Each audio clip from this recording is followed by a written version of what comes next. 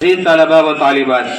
سب سے پہلے میں آپ تمام عزیزوں کو جشن آزادی کا مبارکباد پیش کرتا ہوں اس شعر کے ساتھ کہ اے خاک وطن اب تو وفاؤں کا صلہ دے، اے خاک وطن اب تو وفاؤں کا صلہ دے، میں ٹوٹتی سانسوں کے فصیلوں پہ کھڑا ہوں۔ عزیز طلباء و طالبات، جیسا کہ آپ حضرات جانتے ہیں کہ جشن آزادی کی جو تاریخ ہے، جو اتہاس ہے، جو ہسٹری ہے، وہ آپ لوگوں کے سامنے 5 سے 10 منٹ کے اندر بیان نہیں کیا جا سکتا، کیونکہ جشن آزادی کی جو لڑائی لڑی گئی ہے، جو جنگ لڑی گئی ہے، وہ 1-2 مہینے کی نہیں، 1-2 دن کی نہیں، بلکہ صدیوں برس لڑنے کے بعد جب جا کر کے ہمارا ملک آزاد ہوا ہے، تو 5 سے 10 منٹ کے اندر آپ حضرات کے سامنے بیان کرنا یہ ممکن نہیں ہے، لیکن پھر بھی کچھ باتیں آپ حضرات کے سامنے پیش کرتے ہیں، آپ اسے بغور سماعت فرمائیں۔ عزیزوں، آج 15 اگست ہے، پورا ہندوستان خوشی و مسرت میں مست و مگن ہے۔ آج ہی کے دن ہندوستان کو صبح آزادی نصیب ہوئی اور گورے انگریزوں کو ملک چھوڑ کر بھاگنا پڑا۔ اس کے لیے آزادی کے جیانوں اور پرکھوں نے زبردست قربانیوں کا نذرانہ پیش کیا، جان و مال کی قربانیاں دی، تحریکیں چلائی، پھانسی کے پھندوں کو جرأت و خوشی کے ساتھ اپنے گلے لگایا، قید و بند کی مشقتیں جھیلی اور حصول آزادی کے خاطر میدان میں نکل پڑے۔ بالآخر غیر ملکی کو ملک سے نکل جانے پر مجبور کیا۔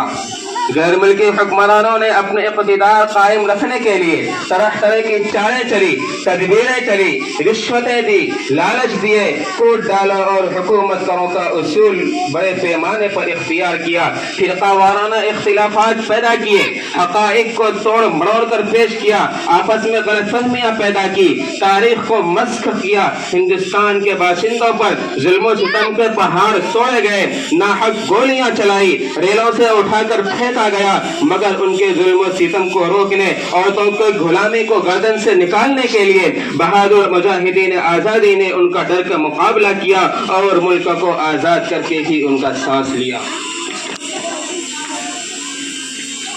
عزیزوں، آج انہی قربانیوں کے نتیجے میں ہم جشن آزادی کا جو ترنگا لہراتے ہیں، ہندوستان سے زمین پر مغل بادشاہوں نے نہایت انصاف کے ساتھ سینکڑوں برس حکومت کی، لیکن انگریز طیار نے ایسٹ انڈیا کمپنی قائم کرنے کے بہانے سے ہندوستان کی سرزمین پر قبضہ کر کے ہندوستانیوں پر ظلم و ستم اور ناانصافی کا بازار گرم کیا اور اس ملک کے باشندوں کو جینا حرام کر دیا۔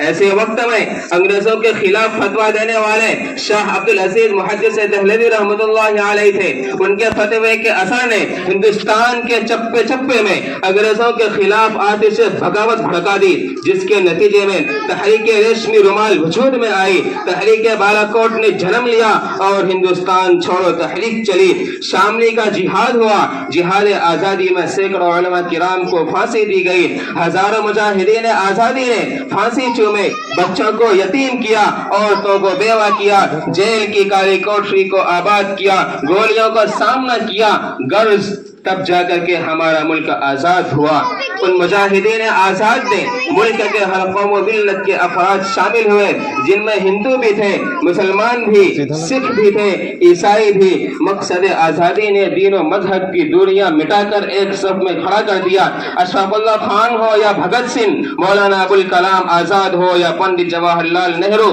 مولانا محمد علی جوہر ہو یا مہاتما گاندھی، ہر ایک نے اس زمین کو انگریز کے ناپاک سائے سے پاک کر کے ان 7 سمندر سے آئے ہوئے ان گورے انگریزوں کو ان کا ملک بیدے بھیج دیا۔